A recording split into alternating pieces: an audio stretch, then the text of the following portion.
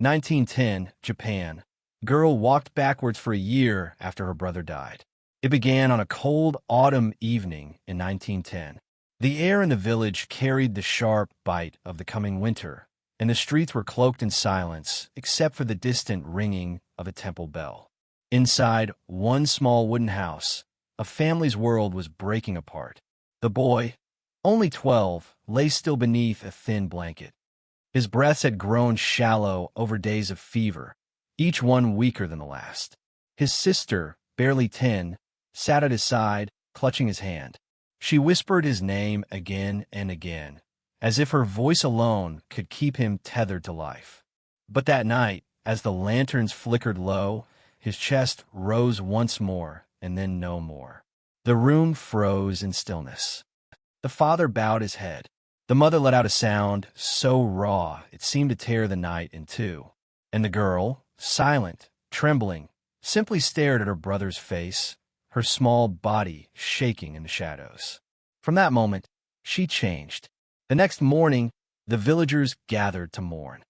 Death was no stranger in those years. Fevers, accidents, hunger. Yet this loss felt heavier, as if the boy's absence had carved a hollow inside the little home. His sister stood near the doorway as neighbors whispered prayers, her wide eyes fixed on the floor. When the body was carried out for cremation, she followed, though not as others did. She stepped backwards. One step, then another, her face turned toward her brother's departing body, refusing to look away. No one thought much of it in that instant. Perhaps it was grief. Perhaps it was shock. But when the fire burned down to ash and the mourners returned home, she kept walking backwards. At first, her parents believed it was temporary. Grief makes the mind strange. They told themselves she would walk normally again in a day or two. But she didn't. From the narrow streets to the fields, from the riverbank to the temple gate, her small feet never moved forward. Every step she took was in reverse. She faced the world behind her, eyes staring at something unseen. Her hair often fell across her pale face, and children whispered that she was following a ghost. Adults, uneasy, crossed themselves and muttered prayers. Some said her brother's spirit had not left, and that she was walking in his direction, unwilling to let him go. Nights became more unsettling. Her footsteps echoed differently than others, the dragging sound of heels striking the ground in reverse. The neighbors often woke to the sound of her movements in the dark streets, the soft shuffle of someone walking against time itself. Her parents tried to stop her. They begged, they scolded, they even tied her to her mat with cloth so she would rest. But when morning came, she was always free and always walking backwards. The family's grief deepened into fear. The villagers began to avoid the little house. Even friends no longer came to share tea. For in their hearts, they wondered, was this girl cursed? And if she was, would it spread? The night her brother died was not just a tragedy. It was the beginning of a story that would haunt the village for generations, whispered in hushed tones long after the girl herself was gone.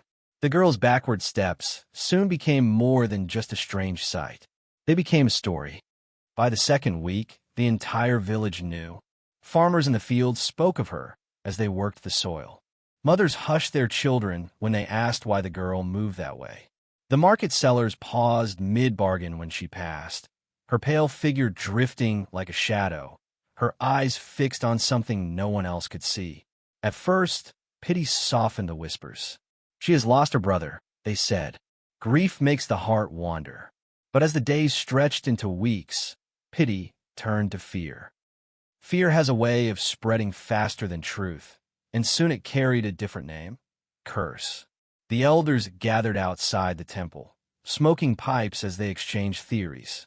One said the girl's brother had died with unfinished business. Another swore the boy's spirit had clung to his sister, guiding her backwards toward the land of the dead.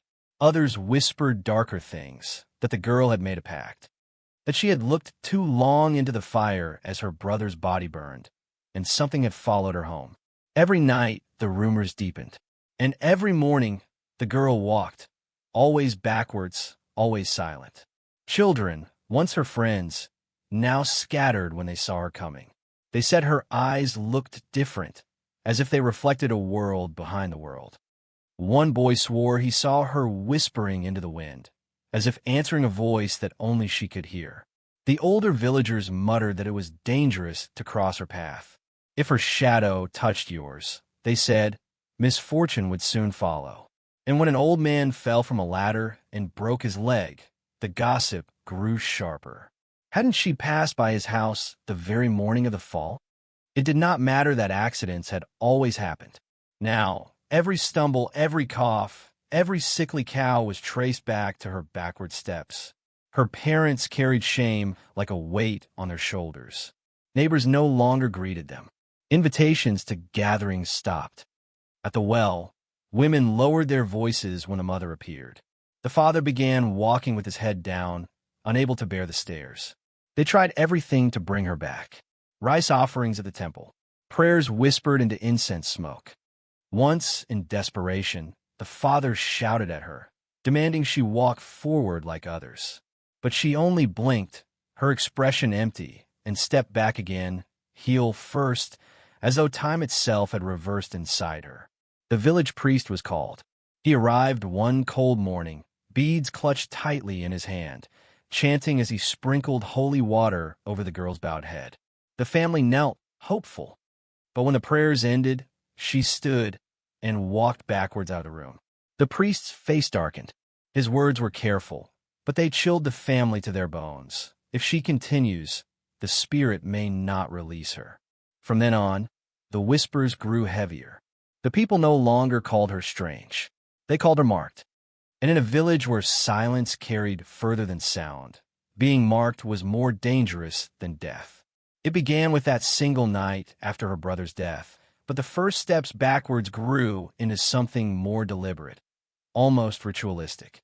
At dawn, when the roosters crowed and smoke curled from the cooking fires, she would leave her family's small house. The dirt path stretched out before her, but she never faced it. Instead, she turned her back to the morning sun and walked heel first into the day. The sight unsettled everyone. Backward steps are not natural. They create the illusion that time is running in reverse, that life is unraveling instead of moving forward. And yet, for this girl, it was the only way. Her movements were slow, careful. Each step landed with a soft crunch of gravel or the slap of bare feet against packed earth. She never stumbled. She never tripped. It was as if some unseen hand guided her, keeping her from falling even when the road twisted or stones jutted out. The villagers watched from doorways, holding their breath. How could a child walk backwards for so long without error?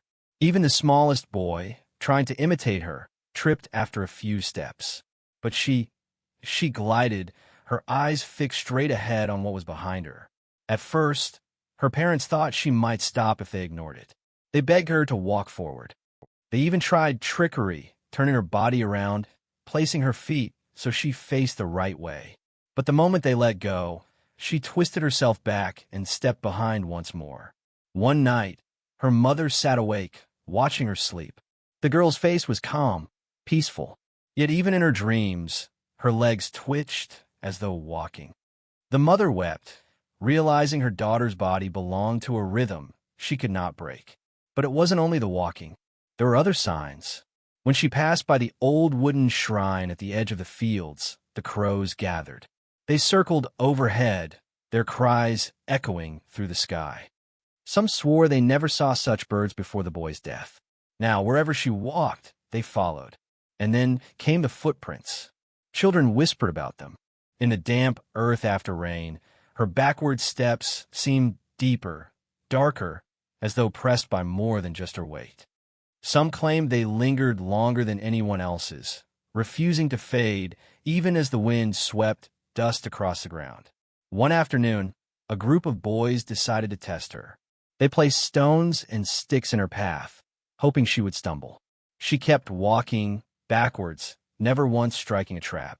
Instead, she stepped around them, as though she could see what lay behind. That night, the boys told their families what they had seen. Their voices shook with fear. "She doesn't walk backwards," one whispered. She knows backwards. The rumor spread like wildfire. Soon, villagers said she could see things others could not. Shadows of the dead, spirits drifting into space behind every home. Some even believe she was retracing her brother's path into the afterlife, step by step, day by day. Her father began drinking more heavily, ashamed to walk the streets. Her mother withdrew, her face hidden behind scarves when she went to market. And the girl, untouched by the stares, the whispers, the fear, kept walking. Every heel that struck the earth was like a drumbeat counting down to something the village could not name. And though they watched in silence, each person knew in their bones, the first steps backwards were only the beginning. The parents had already buried one child. Now, they felt as though they were losing another, slowly, strangely, and without explanation. At first, they told themselves it was only grief. Grief can make the living behave like the dead. Perhaps in time, their daughter would walk forward again, laugh again, live again. But as weeks turned into months, hope began to rot into dread. Each day, they watched her drifting backwards through the village lanes, her hair falling like a curtain, her face pale against the sun. Her silence was the cruelest wound. She spoke so little that even when she was near, the house felt hollow.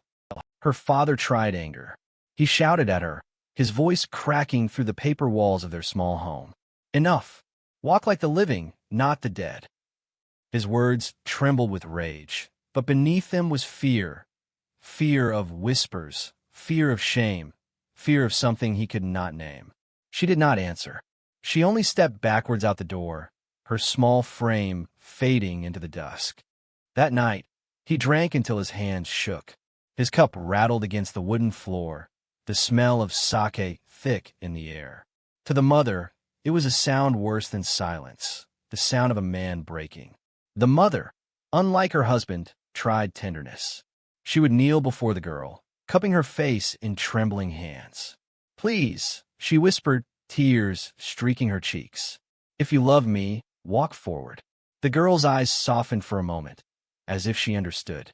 But then she turned away and began her slow, deliberate retreat, each step echoing like a farewell. The mother followed once, desperate. She walked behind her daughter for hours, through alleys, over bridges, into fields silvered by moonlight. At last, she collapsed to her knees in exhaustion. Her daughter did not stop. She only continued, backwards, until the night swallowed her figure. The house itself began to change. Neighbors who once visited now avoided it, saying bad luck seeped from its walls. Offerings of rice and incense were left at the gate, not out of kindness, but out of fear. At night, when the wind rattled the shutters, the parents sometimes imagined they heard two sets of footsteps, one backward, one following close behind. They stopped speaking of their son aloud. His name, once carried in prayers, now sat like a ghost on their tongues.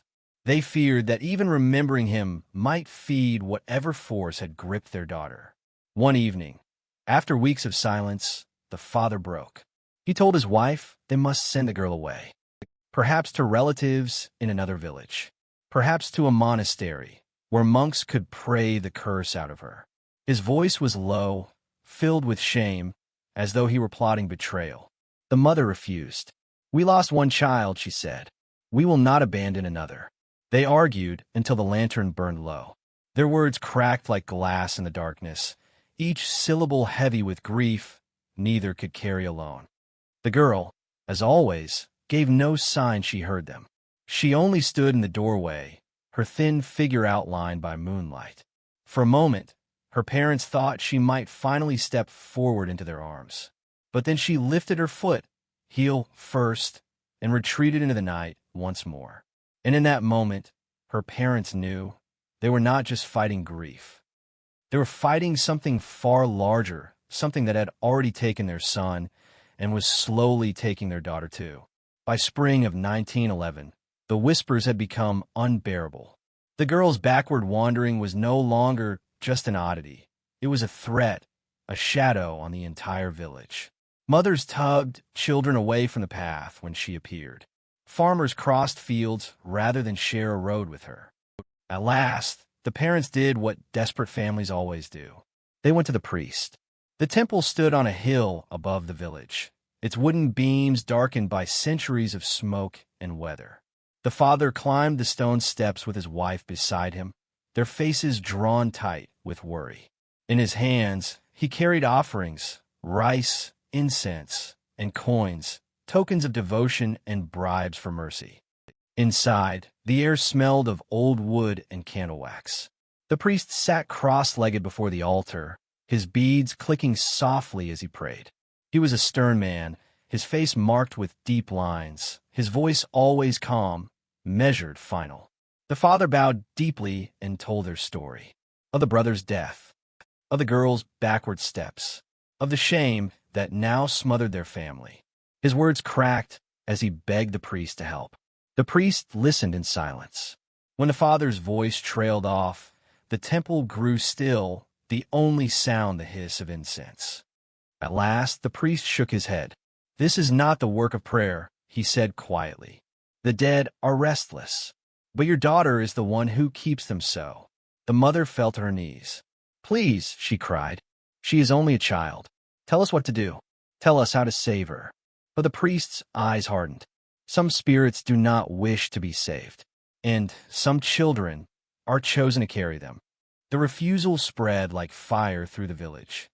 If the priest himself would not help, then surely the girl's curse was beyond mending.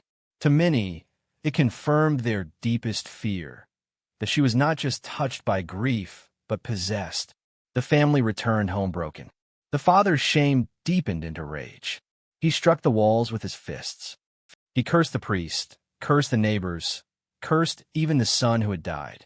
The mother, meanwhile, sank into silence, her eyes red from nights of weeping. The girl? She walked, backwards through alleys, backwards across fields, backwards along the riverbank where reeds swayed in the wind. Always away, never forward. But something else began to change. People claimed the priest's refusal had stirred the spirits further.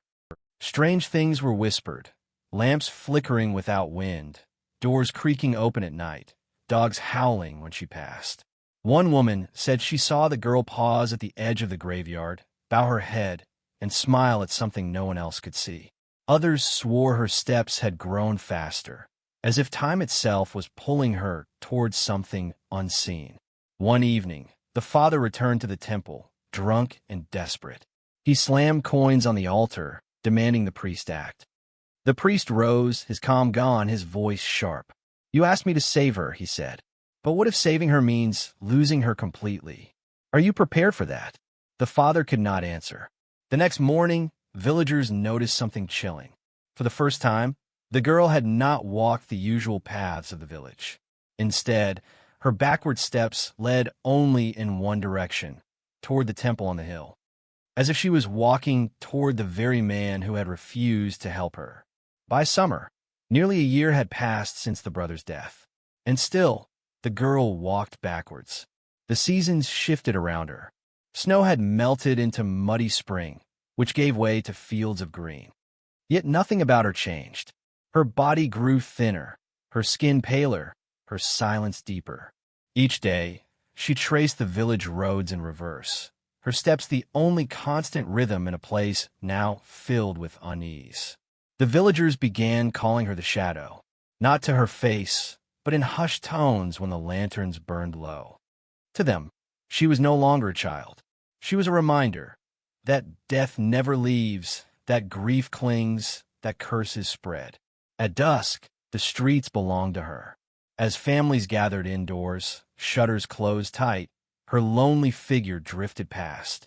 Her white robe brushed the dirt. Her hair hung loose, swaying as her heels struck the ground one after another. The sound was unmistakable, soft, deliberate, like a drumbeat counting backward into the dark. Children who dared to peek through cracks in doors claimed they saw shadows follow her. Some swore there were two. Others whispered there were many. Always behind her, never beside. One boy said he saw her pause under the moonlight and tilt her head, as if listening to voices carried only on the wind. The parents trapped between love and despair, grew hollow. The father no longer spoke of sending her away. His pride had withered into silence. The mother moved like a ghost herself, tending to chores with empty eyes. Their house, once filled with warmth, now felt like a coffin that refused to close. At night, the father sometimes followed her at a distance. He thought he might catch her stopping, might find proof she was only pretending. But she never faltered. Across bridges, past shrines, through empty fields, always backwards, always steady. Once, in a lantern glow, he swore he saw her brother's face in the mist rising from the river. He stumbled home, shaking, never daring to speak of it. And then the accidents began. A cow collapsed in the fields. A cart overturned, breaking a man's arm. A fire burned through a storehouse one night with no cause. Each time, the villagers searched for someone to blame. Each time, their eyes turned to the girl who walked against time. Superstition hardened into fear. Neighbors avoided the family's home, even crossing to the far side of the street. Children whispered rhymes about her in secret, cruel chants they would never dare to sing aloud. But worse than the fear was the silence. The girl no longer existed to the village. She was seen, but not acknowledged. She was present, but already a ghost. By the end of the year, her footsteps had become part of the village's soundscape, as familiar as the river or the bell at the temple. Yet every heel that struck the dirt carried a weight that pressed into everyone's chest. She was not just walking backwards anymore. She was dragging the whole village into her grief. And though no one said it aloud, everyone wondered the same thing. When the year ended, would she finally stop? Or would she walk backwards forever? The shift from pity to terror was quiet at first, like a candle snuffed out in the dark. For months, the villagers had whispered of curses and shadows. But by the end of that year, fear was no longer just words. It lived in their eyes, their movements, their avoidance. The girl's backward steps were no longer seen as grief. They were seen as dangerous. The first true break came when a child fell sick. A boy of 6, strong and lively one day, feverish and pale the next. His mother swore she had seen the girl pass their home the evening before, her bare feet leaving strange, deep impressions in the damp earth. When the boy's fever worsened, the mother's grief turned to rage. She brought it here, she spat at her neighbors. Her curse touched him. Though no proof could be shown, the seed of suspicion took root. Soon, everything that went wrong in the village circled back to her. A storm flattened a row of rice plants. The girl had walked the fields that morning. A man slipped on the riverbank and nearly drowned. The girl had crossed the bridge hours before. Chickens vanished from a coop. The girl had passed the lane at dusk. It did not matter that nature and chance were cruel enough on their own. To the villagers, she had become a vessel, an explanation for every misfortune. And in a place where silence carried weight, belief was more dangerous than truth. Neighbors began refusing to make eye contact. Doors closed faster when she walked by. One family moved their home altar to face away from the road, so her presence would not taint their prayers. But the fear did not stop at avoidance. Some grew bolder. One night, as she moved backwards past the sake house, a group of drunk men stepped into her path. They jeered, tossing stones at her feet, daring her to stumble. She did not stop. She did not flinch. She continued her slow retreat, each step steady, each movement ignoring their cruelty. The men grew uneasy and, one by one, stepped aside as she passed. The next morning, one of them woke with blood in his mouth and teeth loose in his jaw. He swore it was coincidence. His wife did not believe him. Even children joined in the fear. They sang songs in secret. Cruel little rhymes about the girl walking to the grave, about her brother waiting in the dark. Once, a group followed her, mocking her steps, laughing as they stumbled backwards in imitation. But when she turned her head suddenly and looked at them, just looked, silence fell. One by one, they broke away, terrified by the emptiness in her eyes. Her parents knew what was happening. They felt the isolation closing in tighter each day. The father tried to keep peace, bowing low to neighbors, offering rice and apologies that were never accepted. The mother rarely left home anymore, too weary of the stairs, too broken to fight the gossip. But the girl did not waver.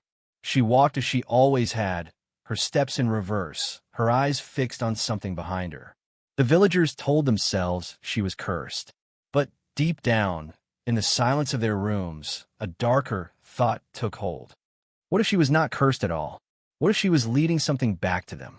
Every summer, the village held its lantern festival, a night meant for joy, for honoring ancestors, for light pushing back the dark.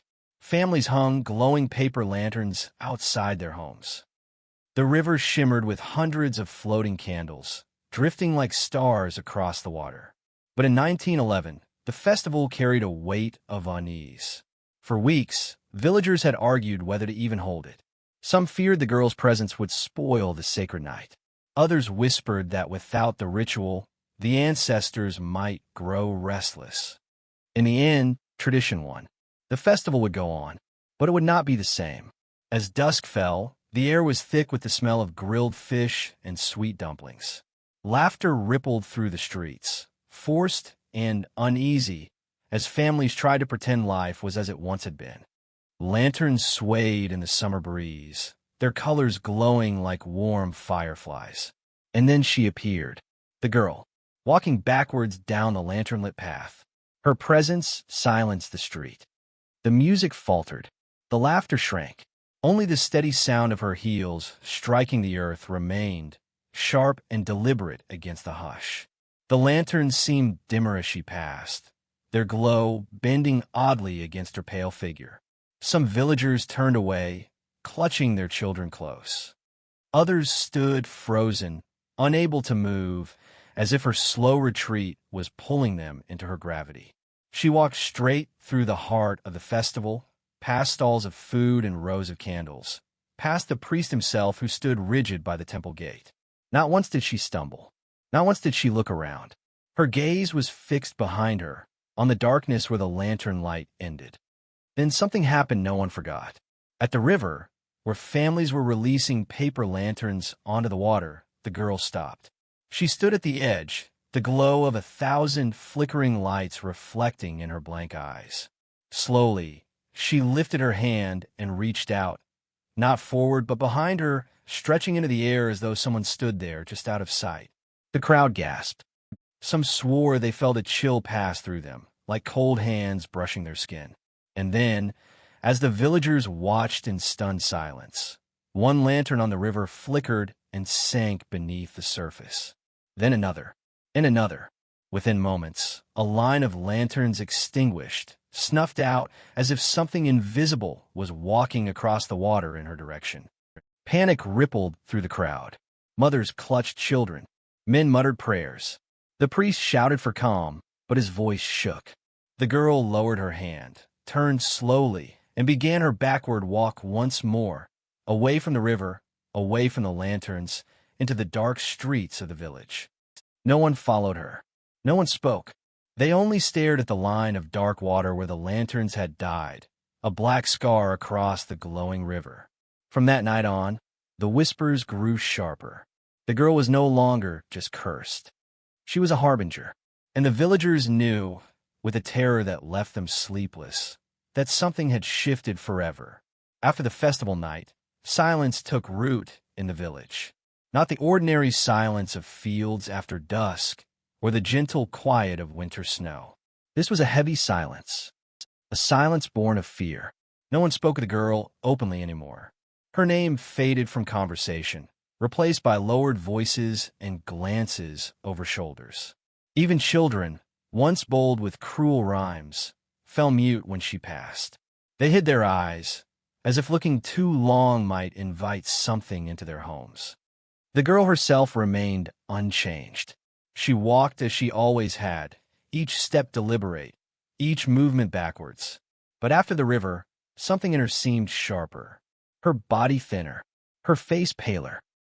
At times, villagers swore her shadow stretched too long in the lantern light, reaching out as though it belonged to someone else. The priest, once confident in his refusals, no longer spoke of her at all. He retreated to the temple, his chants longer, his door more often closed.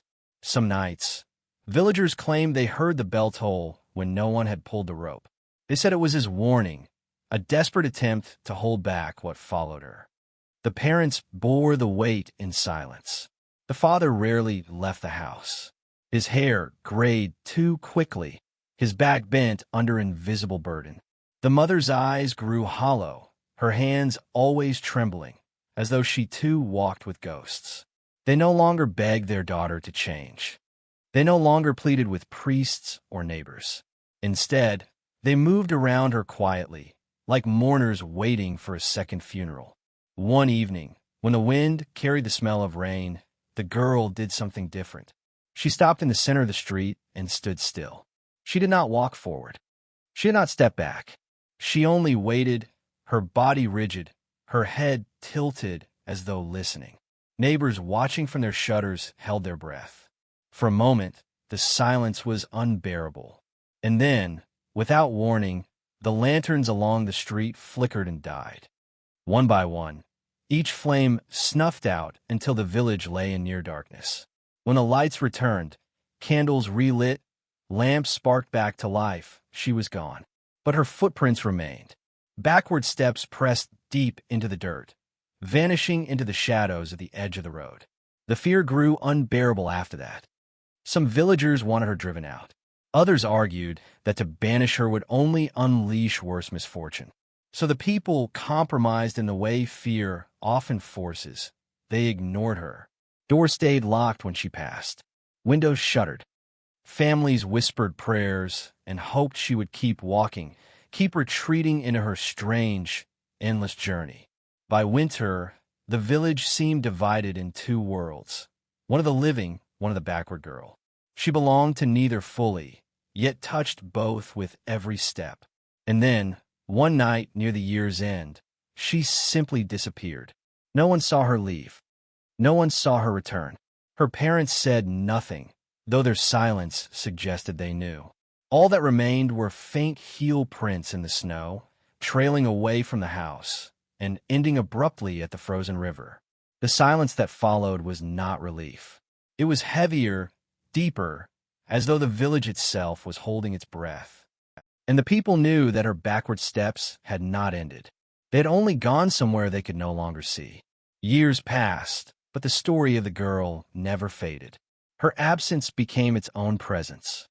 The village carried her like a scar, unspoken yet always felt. Children grew up never having seen her, yet they knew her name whispered in the dark. They knew the warnings. Never follow backward footsteps. Never stare too long into shadows. Never linger by the river after nightfall. The parents aged quickly. Some said grief hollowed them out. Others said they had been marked by her path. They rarely spoke, rarely left their home.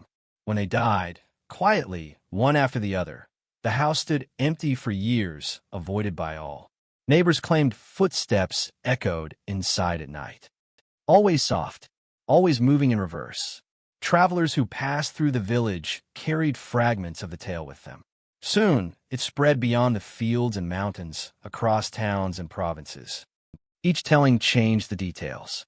Some said the girl had been seen on distant roads, still walking backwards, her hair covering her face. Others claimed she appeared at riverbanks, reaching into the water for lanterns that no longer floated there. The priest's words, "Some children are chosen to carry spirits," became part of the legend. It was said she had been a bridge between the living and the dead, forever walking the boundary, never allowed to rest. The villagers, though silent, could never escape her. At night, when the wind rattled the shutters, they thought they heard the faint drag of her steps across the ground. In the snow, heel prints sometimes appeared with no owner. In the river, lanterns would flicker and die even when no hand touched them. Some swore she returned on the anniversary of her brother's death. Not always seen, but felt, the air colder, the silence heavier, the shadows longer. Parents told children to stay inside those nights, to keep candles burning, to never look out the window, no matter what they heard. The girl had walked backwards for a year, yet her steps echoed far longer. bending time itself into something the village could not escape. She had become more than a cursed child. She was a reminder that grief lingers, that the dead do not always stay buried, that sometimes love refuses to let go, even when it twists the living into something unrecognizable. And so, her legend lived on, in every backward footprint left in fresh snow, in every lantern that flickered out without cause, in every silence heavy enough to press on the chest like a weight. The girl who walked backwards was never forgotten. For some swore she still walked, not forward, not with the living, but always into the shadows, always retreating into the place where her brother had gone first. And if you listen closely on certain nights, when the air is cold and the streets are empty, you might hear her still, heel after heel, step after step, always moving the wrong way through time.